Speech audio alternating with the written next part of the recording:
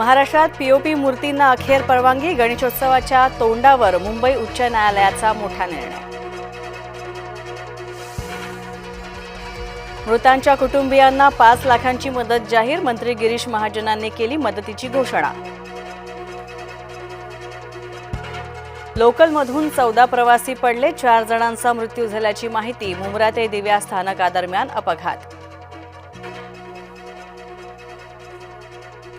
कसाऱ्याहून सीएसएमटीकडे येणाऱ्या लोकलमधून प्रवासी पडले. विरुद्ध दिशेने जाणाऱ्या लोकलला प्रवासी घासल्याने अपघात. रेल्वे प्रशासनानं दिली माहिती.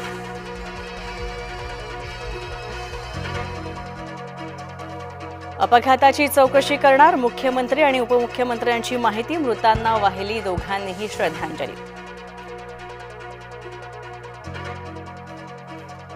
मध्य रेल्वेवर दररोज सरासरी 6 ते 7 प्रवाशांचा मृत्यू. लोकल अपघातानंतर शरद पवारांची टीका.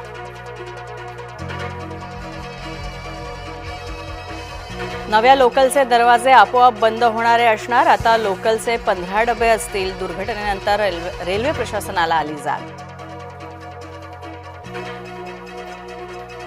पुण्यात शरद पवार आणि अजित पवार एकाच मंचावर. आधी शेजारी बसले, मग जागा बदलली. दोन्ही पवारांमध्ये बसले मंत्री बाबासाहेब पाटील.